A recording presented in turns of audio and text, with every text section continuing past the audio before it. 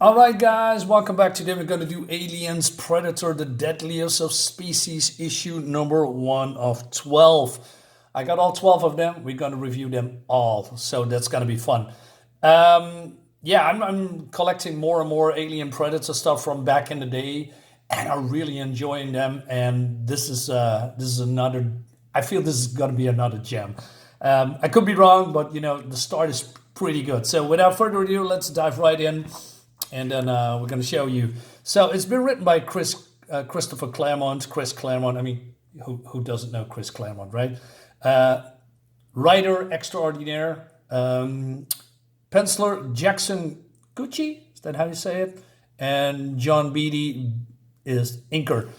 The art immediately strikes me as very, very good. So we have here this woman that is outside somewhere, and she is looking to get a way in. She's asking for help. Her name, Caryn Delacroix. My husband is Lucien Delacroix, senior partner of Montcalm Delacroix. This Skyliner is a corporate home and headquarters. The sky is supposed to be safe. That's why we live here. I hear music, see lights from the Grand Salon. Everybody's celebrating the anniversary of Earth's liberation from the aliens. So yes, this is a prequel from the comic Aliens Outbreak that I don't have yet. And this is supposed to be a little bit into the future, right? And she says, throughout the ship, printed and videos informats warns us how to look for any signs of their infestation or for someone who might be serving as a host to an alien embryo. And of course, there's the body count to remind us of what we lost. And then we see this beautiful looking art of this sky ship floating around, orbit or in the sky. Pretty cool, right? This world used to teem with human life. More people, it was said, than the planet could support in health and prosperity. Not anymore. She's screaming, help me. So she tries to get inside, and she doesn't realize that people cannot see her. And then she's getting hit, and blood is spurting from her mouth, but she cannot see her attacker, and she doesn't know what to do. And she finds a door, and she goes into the door, and she's screaming for help, but there's nobody's that answering because all of these people are having fun and dancing and music. And then she sees her husband dancing with herself. And she says, the creature, it followed me. Lucien, your head. And Lucien is not real, it seems. And then everybody is in chaos. Everybody wants to go outside. And she says, nothing I see is real. And the only blood that flows is mine. Once more, I run, only to be brought down by the mannequin version of me. The window shatters. A part of me welcomes the final plunge to the ground so far below. A room of some kind, old and rotten. The metal walls stick with slime and rust, the air stale, as though the window was actually a wall, and the sky beyond some painted illusion like the background of a stage set. Above me, I can see the ballroom. Whoever, whatever my pursuer is, I know it won't stop until one of us is slain. I have to hide. I tripped over my own feet. Wow, look at that. Madness upon madness. I start to wail. It's like the tales of classic hell. Each circle of torment gives way to one immeasurable worse. I can't endure anymore. I want to give up. But something inside me won't let me. And then we see this shedding of the skin. And she says, it isn't just my feet, where the skin is stretched like a set of clothes that's suddenly 2 sizes too big, but my hands as well. The flesh tears easily. I can't help myself as I peel my old self away, like removing a pair of gloves of stockings, to find there is a whole different body underneath. Looks great, man. And then, I don't like what I see. It isn't perfect. I am. I put my hands to my face, praying that will stay the same and leave me who I am. I don't scream. I can't. I'm too far beyond. That beyond anything feelings whatsoever, numb within and without. In fairy tales, it's the ugly duckling who becomes the swan. I've done the reverse. I don't know what's happening or why. I only hope it'll end soon. This time, I get my wish. And then we see, well, let's be real. This is the predator. We see the reflection of her face in his knives, gauntlets, whatever. That's so great. And then she says, "It's the last I remember."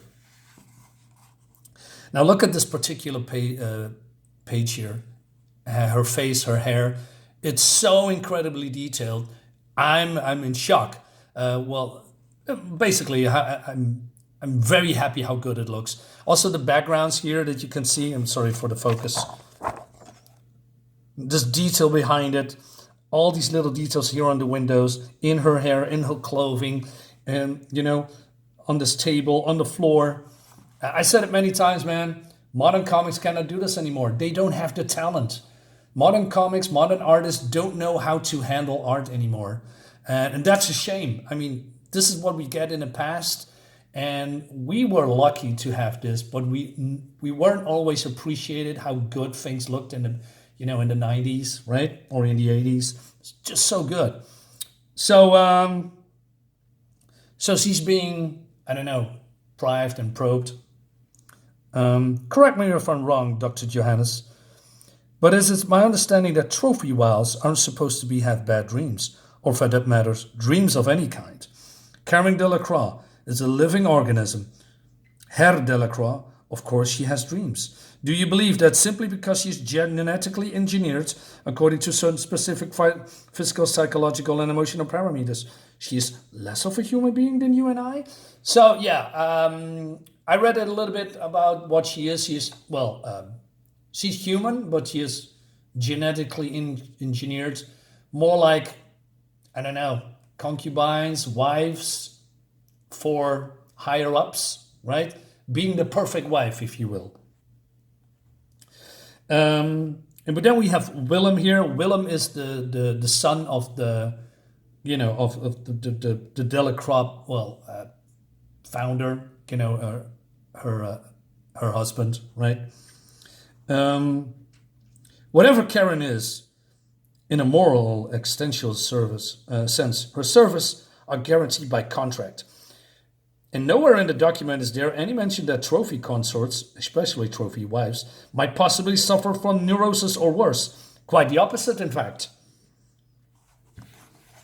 He says, one Count Delacroix at sea cannot afford to have an unstable consort for one of its premier executives. Is that for you to decide, Willem? So Willem is, I believe, German. As Lucien's Delacroix' son and heir, I am obliged to look after his best interests and the firm's, as a good son should be. How noble of you, Herr. I don't see what's so special about. No, Sherry, you wouldn't. Look at this face, man, so good. So I believe that Sherry is also a trophy wife, genetically engineered. But I'm just guessing. He says, I'm better than her, younger, perfect. I'm yours forever. Why can't that be enough? So he ignores her and he says, is there a cause, doctor? Caryn's benchmark tests indicate an exceptional, stable personality. Her life's history bears that out. She has been evaluated by my own staff and the corporation's corporate computer Nexus toy. I believe toy is some kind of also a living computer or something. I don't know, but that's what I picked up here and there. And so basically they cannot find anything wrong with her. And he says, can she see us? No, the cameras are hidden. She always looks towards the lens, as though she knows perfectly where she is. And so the doctor says, I'm going to make a report and send it to your father. So Willem comes into this room. And this reminds me of a little bit of, oh man, why am I forgetting always when I have the tip of my tongue? Blade Runner, when Harrison Ford comes in and, talks to the wife that he is, she is a replica, right? That reminds me a little bit of here. It has the same vibe. So she says, hey, Willem, what's the verdict? Is everything all right? And so he says, well, the doctors cannot confirm or deny. So she says, well, there is something wrong then. Caryn, believe me, I understand what you're going through. I know how awful and unsettling this must be. To have a life you thought was as stable and safe and secure as this great vessel torn to shreds about you. You sound like you're speaking from experience. When my father set aside my mother to take you as his wife, it was as though the world has come to an end. Like any child, I suppose, I thought I was somehow to blame. And I was afraid if he loved my mother so little that he could walk away like that, would he do the same to me? If I couldn't count on him, what in life could I trust? Do you hate me for that, Willem? I can deny you made him happy. I live for him, Willem. He is the world to me. It's easy to see he adores you to be the object of such complete devotion. Isn't that how Sherry feels about you? It's not the same. And she says, Willem, please. This is not appropriate. I already pledged. I won't betray the trust. And so he says, forgive me if I gave the wrong impression, right? I was dazzled by your beauty, as any man would be. And all I want to be is your true friend. Thank you. It's what I need most these days. Can I escort you home to make amends for putting you so ill at ease? The writing is so sharp, man. Willem, what about Sherry? What about her? She hears that and she's walking away and they hearing that. Damn the girl. Mitchell, go after her. Make sure she's all right. Help her buy something nice that make her feel better. You heard her. She's a trophy. She can't be hurt. I'm a trophy too, Willem. Who knows? Perhaps whatever's wrong with me is catching. Man, this is so good. It was very intense. I like that. The flow of the story is so different than with modern comics. It pulls you in. So it seems that these guys, these two that this guard is bumping into, are, I believe, private investigators, cops, something like that. I'm not entirely sure. They know that the alien infestation was not so long ago, and also that they are looking for some equipment that can make people invisible to the naked eye, stuff like that, like predator tech. So Mitchell is here, go to Sherry, what's his name? Shuri. Wait a minute. Sherry, sorry. And she says, I can't leave you alone, miss. I got my orders. It isn't fair, Mitchell.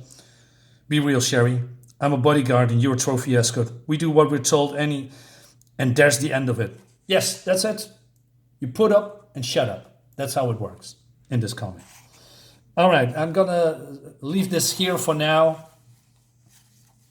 So the doctor is reporting to the big guy, right? To Mr. Delacroix. So he says, I must ask, would you have not perhaps be better served by a more stable companion? But he has none of it. I sent my wife to you, Dr. Johannes, because I was assured you could be of help to her. This suggestion is not helpful. So he says, yeah, well, I just want to make sure everything is all right. The problem, doctor, is that my wife has nightmares. I do not wish to lose Caryn or dispose of her. I want the nightmares to stop. So he says, I said, I must warn you because none of the consorts or, maybe she's a replica, I'm not sure, or a trophy wife, let's say that. She's not a robot. Has suffered any weird, afflictions. The cause of the treatment you mandate may have awkward ramifications. I want Caryn happy, doctor. I want her back the way she was. Anything less is unacceptable. Keep me informed of your progress and don't make me wait. But then he hears a sound and, oh no, something comes in. And he's probably dead now. And then we go, look at all this detail, man. So they are looking for that, and they hear some weird sounds there, and they think, well, because of this big ship makes a lot of noises, and they talk about the tech that they are trying to get. So yeah, let's say I'm forgetting this particular part here right now because otherwise it's going on forever. So so it's getting dark, and so the resolution is going a little bit, the focus going a little bit haywire. So Caryn comes to this place called Structure, and it's been run by robots, androids, and computerized mannequins, I guess. And she wants to change her. She doesn't want to be herself anymore. And she says, "Hey, so, is Madame considering a change in gender?" Good gracious, no. In that regard, I stay as I am. That made me chuckle. Welcome to Structure, Sherry. How may we be of service? So she comes here too, and she's totally devastated. And she says, "Make me look like Caryn, toy. I want to be her twin, identical in every way." But somehow it's forbidden. But she says, "I just want to look her. I want to make Willem happy." And she does everything for him, right? And all I want is for him to love me the way I do him. Is that so wrong? It's something so cool. Anyway, so she's being Caryn is lying here, and she's getting a few options, right? So this guy says, "For all my sophistications, Caryn, I'm still only a computer. Strange. Most times I find myself automatically thinking of you as human. Regarding choices, are you thinking in conservative terms, or avant-garde, modern, or exotic? I'm not sure. Something special, something unique." And she says, "Well, this is a little bit too unique for my tastes." And then she sees a face that she's remembering. And she says, "Go back. I want to see who she is." So he goes back, and there's a completely other girl. And she says, "No, that's the wrong one." And so they start from the beginning again. And it seems that the girl is not in that computer file anymore. And that maybe she is imagining things and not sure why that particular face is popping up in her head. And so she's going undergo some changes, right?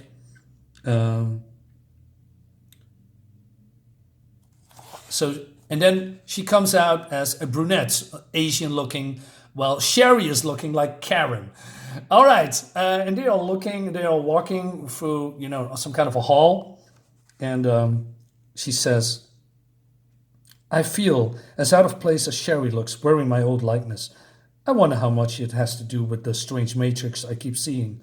Such an ordinary woman, nothing spectacular at all. Her face is lined." Sherry's whine doesn't register at first. I hadn't noticed the chill. I never do. Mitchell, the window. So there's a hole in it, and there is some, I don't know, lasers on her front head. But then Mitchell is pushing her aside because he has bionics in his, in place. He's also, I don't know, changed. And he has lightning speed, pretty strong. He's a bodyguard. And then, there's going to be a battle. As the siding trefoil locks onto Mitchell, I find myself reacting to save him. The deck's chair, the only weapon at hand. To my amazement, I hit something. It isn't amused. Mitchell goes after it with a vengeance. I've seen him fight and flatten man twice his size with a single punch. Not this time. By damn, what are you two doing here? This is a killing ground. Get out of here, now! I hold this bastard best I can. Go! And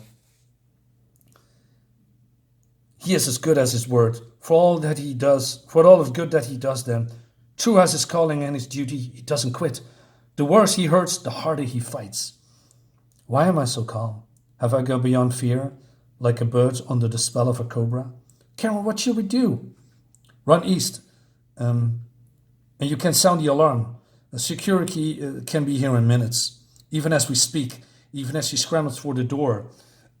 This looks so good, man. So the predator is decapitating his hand, grabs it, throws it with the knife in his hand, and it hits Sherry. Oh my God, it's so good. Let me put on some lights here, real quick. Yeah, this is better. So he says, wounded, "Save yourself, Caryn. If I'm gonna die here, I want to count for something. She's beyond hearing. Poor thing. And she's dead. And a moment later, so is Mitchell. Now, at the last, just like in my dream, it's my turn. Wow, what an intense moment, man. But then we switch to these, police detectives. I don't know. They're being hailed by the big ups and says, hey, you need to come and investigate this murder. So, certainly messy enough. I ain't seen nothing like this, boss. Nice piece of work, too. Man's had his skull and spine ripped out. Woman got herself skinned. So, William comes in, and he says, and that man was my bodyguard, a former colonial marine. Walks off Maria, this Chichi-chan's top of the corporate pyramid. I remember the face, him and the bruiser both. Should have figured that babooch for a jarhead. More brawn than brain. 2 people has been butchered here, missy. Show some respect. Dad's dead, cock. They ain't gonna mind. And it ain't though your kind cared all for that much while they were briefing. So William says, you little tramp, how dare you? So they chase a little bit of their tune, right? So the other one says, hey, why are we here? Well, basically investigating, the depths of what's happening here. And also why the hole in the wall didn't set off any alarms. So Willem says they were disabled. And he says, I was too late. Earlier today, you filed a sighting report. Told you that we were trouble, Tommy. Nobody's ever listened to me. I was in the vicinity of the office of Eric Johannes. We have nothing definite. A ghost contact at best. Your ghost has slaughtered 3 people. We found Johannes looking much like this. Want to know what I'm thinking, Tommy? This could have been us. Absolutely. Damn you both. I want answers. So, all we know, we put in a sighting report. It wasn't a bug, like an alien, that did this. We'll tell you that for free. We're not security, senor. There's nothing that we can offer here. You don't understand. There were 3 people here on deck. 2 were murdered, but the 3rd, my father's trophy wife, has vanished without a trace. And then we go to somewhere else in the jungle, and then we see Caryn here, says that the heat is getting to her. The heat makes me think of hell, except I know that I'm not dead yet. Was by far I know at least. This is no dream. I think of Sherry and Mitchell and can't help wondering how long before the same happened to me. Look at this. This is the skull, and this is the Sherry's skin all been, skinned. Wow, this is so good, man. We gotta take a look at this in the next issue. This is exactly what I want from a Alien Predator comic. So yeah, great stuff. Guys, let me know what you think about this. Cool game, by the way. See you on the next one. Bye bye.